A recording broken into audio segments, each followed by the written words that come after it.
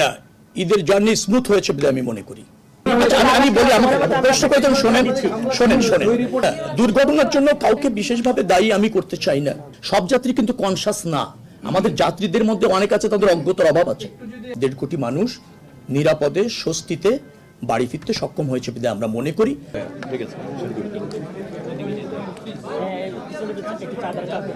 বিসমিল্লাহির রহমানির রহিম।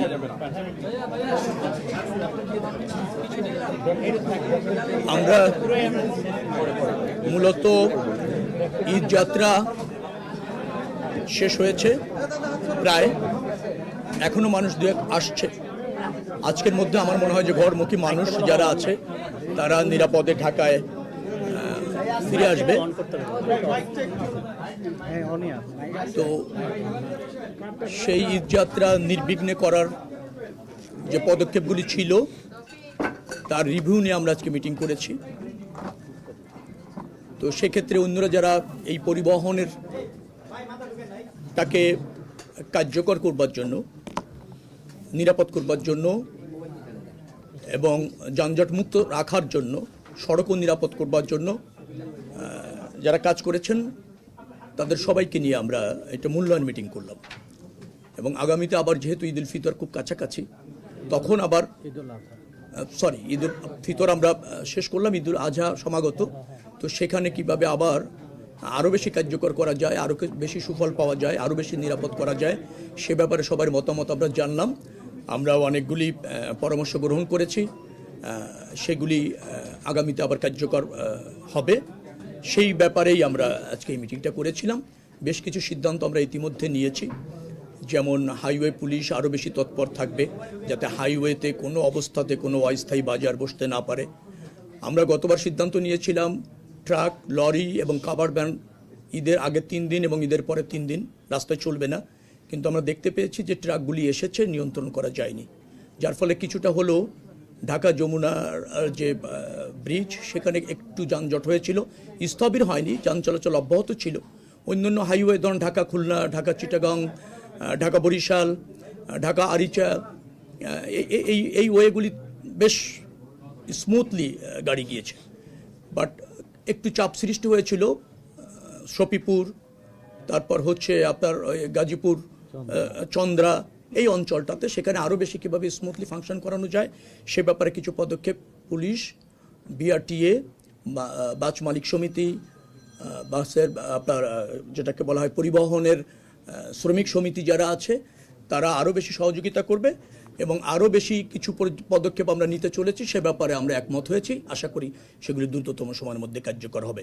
যেমন ধরুন বাস স্ট্যান্ডগুলিতে যে আছে সেখানে মালিক সমিতি বেশ তৎপর থেকে নির্ধারিত ভাড়া যাত্রীদেরকে টিকিট দিতে সক্ষম হয়েছে, কিন্তু যত্রতত্র পথে যেগুলি আছেন অস্থায়ীভাবে আছেন সেখানে কোনো জায়গায় অনেক সময় নিয়ন্ত্রণ করা যায়নি। অভিযোগ আসলে তাৎক্ষণিকভাবে মোবাইল কোর্ট জরিমানা করেছে, ব্যবস্থা নিয়েছে, যেখানে অভিযোগ পাওয়া গিয়েছে তাৎক্ষণিক ব্যবস্থা নেওয়া গিয়েছে এবং নেওয়া হয়েছে। তারপরও কিছু জায়গায় বিচ্যুতি ছিল। তো যার ফলে আগামীতে অল্প সময়ের মধ্যে যত্রতত্র হাইওয়ের পাশে টিকিট কাউন্টার এটা থাকবে না, এটা বাস স্ট্যান্ডে নিয়ে আসতে হবে, অথবা গন্তব্য যেখানে বাস গিয়ে থামবে সেখানেই থাকবে, যত্রতত্র হাইওয়েতে থাকবে না। সেটা একটা নীতিগত সিদ্ধান্ত ইতিমধ্যে আমরা নিয়েছি। আমরা ফেরিতে গাড়ি ওঠার সময় অবশ্যই শতভাগ যাত্রী নামিয়ে নিশ্চিত করে ফেরিতে উঠতে হবে। ওখানে একটা ব্যারিয়ারের কথা বলা হয়েছে, ব্যারিয়ার থাকবে, যদিও ওটা একটু কৌশলগতভাবে সমস্যা আছে, তো তারপরও আমরা ব্যারিয়ার থাকবে এবং বিআরটিএ এবং ধরেন মালিক সমিতি তারা নিশ্চিত করছে যে যাত্রী সম্পূর্ণ নামিয়ে গাড়ি ফেরিতে উঠতে হবে। এরকম বেশ কিছু সিদ্ধান্ত নিয়েছি, কার্যকর হবে। আরেকটা জিনিস জিপিএস, সবচেয়ে ইম্পর্টেন্ট যেটা আমি ভুলে গিয়েছি, জিপিএস সিস্টেম আমরা চালু করার নীতিগত সিদ্ধান্ত নিয়েছি। সব পাবলিক পরিবহনে, সব পরিবহনে জিপিএস থাকবে, তাহলে দেখবেন যে নিয়ন্ত্রণ আরও বেশি সম্ভব হবে। স্পিড নিয়ন্ত্রণ করা যাবে, গাড়ির অবস্থান নিয়ন্ত্রণ করা যাবে, কে ট্রাফিক রুল মানছে না নিয়ন্ত্রণ করা যাবে, কে মাঝপথ থেকে ঘুরিয়ে যাত্রী নিয়ে চলে যাচ্ছে মানে টিকিট ছাড়াই ইসের মধ্যে আর কি যাত্রীদেরকে তুলে তার ইচ্ছা মতো ভাড়া নিয়ে চলে যাচ্ছে গন্তব্যে, সেগুলো নিয়ন্ত্রণ করা সম্ভব হবে। জিপিএস দিয়ে নিয়ন্ত্রণের কথা বলে দেন, বলে দেন। মাননীয় মন্ত্রী সাহেব, আমরা প্রাথমিক পর্যায়ে সকল বাস বা কমার্শিয়াল পরিবহন এগুলোতে জিপিএস ইনস্টল করার সিদ্ধান্ত হয়েছে। এই জিপিএস ইনস্টল করলে জিপিএস এর মাধ্যমে যারা ওভার স্পিড করবে 80 কিলোমিটার সে 60 কিলোমিটার, এটার লিমিট, এর বাইরে যারা যারা যাবে তাদের প্রত্যেকের রেকর্ড ফুটেজ আসবে আমাদের, সেই অনুযায়ী তার ঘরে মামলার জরিমানা চলে যাবে যেই বাস বা যেই পরিবহন যেটা অমান্য করবে। এটা দিয়ে যারা রুট ভায়োলেট করবে তার অর্ধেক পথ থেকে ফিরে যাবে, অর্থাৎ ওইটা জিপিএস এর মাধ্যমে জিও ফেন্সিং সহ রুট যে এলাকা যাওয়ার কথা সেই এলাকার বাইরে গেলে বা রুট যদি ভায়োলেট করে সেটা দিয়ে মামলা হবে। জিপিএস এর মাধ্যমে আমরা এটাও করতে পারবো যে আনফিট বাসগুলা রাস্তায় নেমেছে কিনা, মানে একটা বাসের ফিটনেস 2 বছর পর করতে হয়, ফিটনেস নিয়ে চালাতে হয়, কারণ ওইটা আমাদের কাছে বিআরটির কাছে রেকর্ড আছে কারা কারা ফিটনেস নবায়ন করে নেই, কিন্তু সেই রাস্তায় না নামলে কিন্তু আমরা কিন্তু তাকে জরিমানা করতে পারি না। জরিমানা গ্যারেজে যায় জরিমানা করলে বলবো যে আমি তো চালাইনি, আমি তো ফিটনেস জন্য ওয়েট করছি, কিন্তু সেই রাস্তায় নামাইলে ওই ফিটনেস বিহীন বাসের বিরুদ্ধে ব্যবস্থা নেওয়া যাবে। নিয়ন্ত্রণ বিআরটি সহ পুলিশ নিয়ন্ত্রণ করবে, জিপিএস এর যে কন্ট্রোল সফটওয়্যার এভাবে নিয়ন্ত্রণ করা হবে। এবং এই ডিজিটাল সিস্টেমে অলরেডি আমরা ডিএমপি এবং highway police CC camera record, তারপর স্পিড ক্যামেরা রেকর্ড দিয়ে কিন্তু ডিজিটাল সিস্টেমে মামলা চলমান আছে, অতএব আস্তে আস্তে এটা শৃঙ্খলা আসবে। জিপিএস সকল গাড়ির জন্য, জিপিএস এ ধরেন একটা গাড়ি ঢাকার ভিতরে ঢোকার কথা না, সে গাবতলী পর্যন্ত থাকবে, সে চলে আসবে এখানে কলাবাগান পর্যন্ত বা এদিকে আরামবাগ পর্যন্ত, ওই গাড়ির বিরুদ্ধে মামলা হবে। আমরা ওই যে রাস্তায় জোর জবরদস্তি করে তাকে মামলা করি, রুট পারমিট নাই, ঢাকার ভিতরে প্রবেশ করছে না, ওই আমিন বাজার ক্রস করলেই তার বিরুদ্ধে মামলা হবে। তার রুট আমিন বাজার বাস্তবায়ন হবে, এইটা শুরু হবে এবং বাস্তবায়ন শুরু হবে। এটা সরকার সিদ্ধান্ত নিয়েছে, দ্রুত বাস্তবায়ন হবে বলে আমরা আশা করতেছি। সাংবাদিক বন্ধুদের সাথে আমরা এই মিটিং এর আগে আমরা একটা করছিলাম, রাস্তায় কারা কারা থাকে।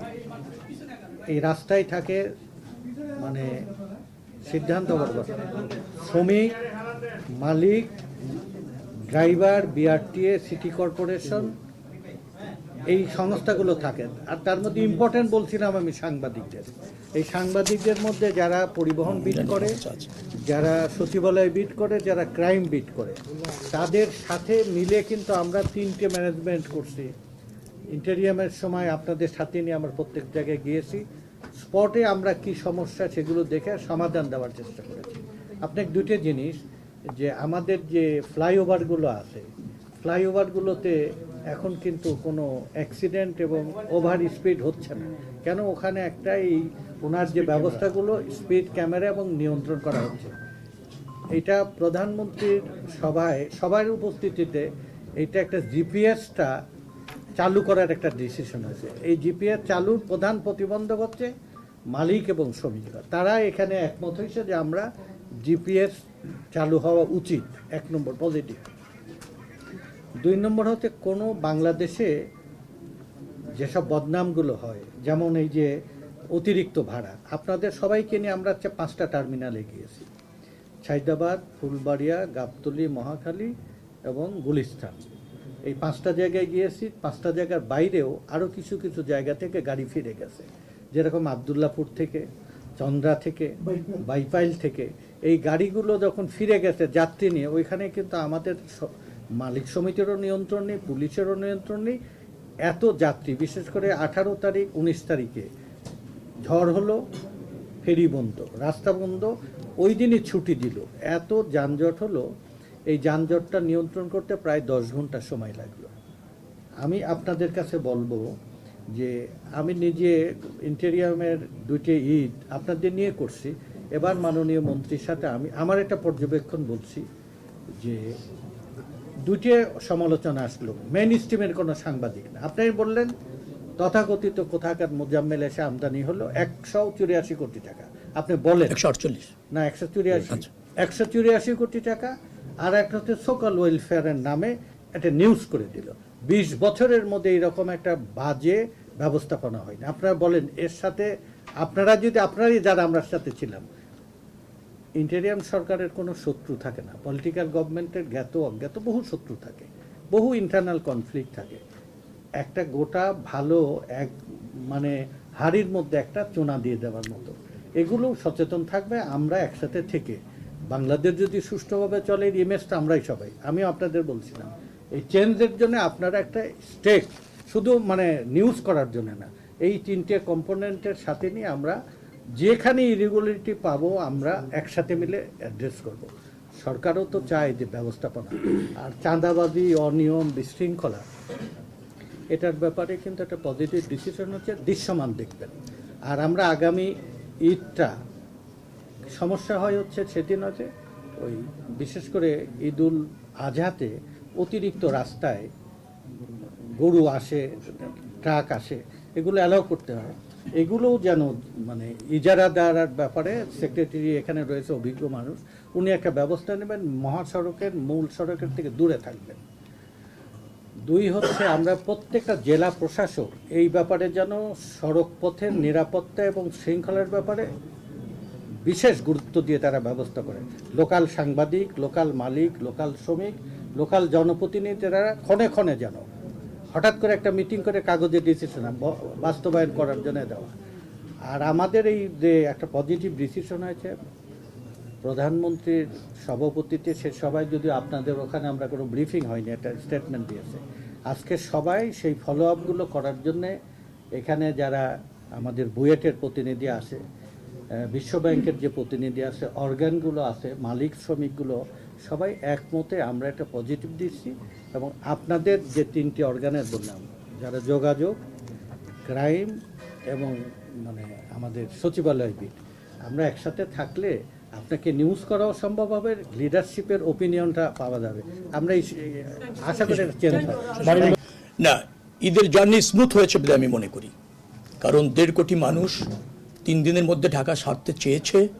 কোথাও কোনো বড় ধরনের 2-1টি অনাকাঙ্ক্ষিত দুর্ঘটনা ঘটেছে, সেটার জন্য আমরা দুঃখিত, জাতি দুঃখিত, জাতি ভারাক্রান্ত, মর্মাহত। একটা প্রাণেরও মানে ডিপারচার কেউ চায় না। 2টি বড় দুর্ঘটনা ঘটেছে। এছাড়া যানজট বলেন, মানুষের ঘন্টার পর ঘন্টা অথবা যানবাহনের অভাবে বাড়ি যেতে পারছে না, ঈদের দিনও রাস্তায় কেটেছে, এরকমও ছিল। এর আগে আমরা মনে করছি যে কোনো সময়ের চেয়ে 1.5 কোটি মানুষ নিরাপদে স্বস্তিতে বাড়ি ফিরতে সক্ষম হয়েছে বলে আমরা মনে করি। যদিও আমি বলছি যে 2-3টে দুর্ঘটনা আমাদেরকে ব্যথিত করেছে এবং আমাদেরকে যেটাকে বলা হয় ভারাক্রান্ত করেছে। দুর্ঘটনার জন্য কাউকে বিশেষভাবে দায়ী আমি করতে চাই না, তবে এর সাথে যাদের প্রাথমিক পর্যায়ে সম্পৃক্ততা পাওয়া গিয়েছে, তদন্ত কমিটি করে তো এগুলি দেখতে হচ্ছে। আর যাদের সম্পৃক্ততা পাওয়া গিয়েছে তাদের মধ্যে আমরা কিন্তু আইনানুগ ব্যবস্থা নিয়েছি, ডিপার্টমেন্টাল ব্যবস্থা যে যেখানে আছে সেটা কিন্তু আমরা নিয়েছি। যেমন জেলের আপনি জানেন যে ওই 2 জন গার্ডকে বহিষ্কার করা হয়েছে, গ্রেপ্তার করা হয়েছে। তাদের যে বস ছিল সাব স্টেশন ইঞ্জিনিয়ার, যিনি ওখানে ওই গার্ডগুলি রাখা এবং তারা ফাংশন করছে কিনা, উপস্থিত আছে কিনা, এই যে অফিসারের দায়িত্ব ছিল তাকেও আমরা চাকরিচ্যুত করে ব্যবস্থা নিয়েছি, অর্থাৎ ব্যবস্থা নেওয়া হয়েছে। আপনি গাড়ির রুট তো বাতিল হয়েছে এবং এও বলেছি ওই যে সৌহার্দ্য পরিবহন, যেটা শুধু ওই গাড়ির রুট না, তারা তাদের আগামীতে তাদের কাছে জবাবদিহি চাওয়া হয়েছে, ব্যাখ্যা চাওয়া হয়েছে। সন্তোষজনক ব্যাখ্যা না হলে শুধু ওই বাসটি না, ওই কোম্পানির সকল বাসের রেজিস্ট্রেশন বা রোড পারমিট বাতিল হয়ে যাবে যদি তাকে যে কারণ দর্শানো অথবা তার কাছে যে জবাব চাওয়া হয়েছে তার সন্তোষজনক উত্তর না হয়। সে প্রক্রিয়ায় আমরা চলে গিয়েছি। নিহত নিয়ে যেটা বলেছেন, আমার মনে হয় যে আপনাদের পরিসংখ্যানটার সাথে আমার দ্বিমত হবে। আমরা BRTA, roads and highway authority সবকিছু মিলে আমরা তাৎক্ষণিকভাবে কোনো দুর্ঘটনা ঘটলে আমরা তথ্যপাত্র কালেক্ট করি। সেখানে এবার আপনার মৃত্যুর সংখ্যা হচ্ছে রোড দুর্ঘটনা, রোড, সড়ক এবং নৌপথে যে দুর্ঘটনাটা ঘটেছে 170 জন আমার কাছে। তার মধ্যে মহাসড়কে 47 জন, 28 জন হচ্ছে আপনার নৌপথে, আর 17 জন সম্ভবত হচ্ছে রেলপথে। আর বাকি আছে এর বাইরে যেটা আছে 170 জন হলে আরো আরো আরো আছে, মানে এই 170 জনের মধ্যে এটা যদি আপনি যোগ করেন তাহলে পাবেন 100-এরও কম, আরো 70 জন যেটা আছে সেটা অন্যান্য সড়কে আর কি, ধরেন এলজিআরডি সড়ক বা অন্য দুর্ঘটনায় নিহত হয়েছেন। সব মিলিয়ে 170 জন। আপনি 11 দিনে গত বছর যে নিহত ছিল সেটা হলো 187 জন। আমি এই পরিসংখ্যান দিয়ে এটা তুলনা করতে চাচ্ছি না, কোনো মৃত্যুই কাম্য না, আমি প্রথমে বলেছি। তবে আমরা নিয়ন্ত্রণ করতে পারিনি কথা বলা ঠিক হবে না, নিয়ন্ত্রণে রয়েছে, আগের চেয়ে কম হয়েছে, আগামীতে আমরা আরো কম করবো বিদায়। সেই জন্যই কিন্তু এই আজকের এই প্রস্তুতি সভা, আজকে আলোচনা সভা।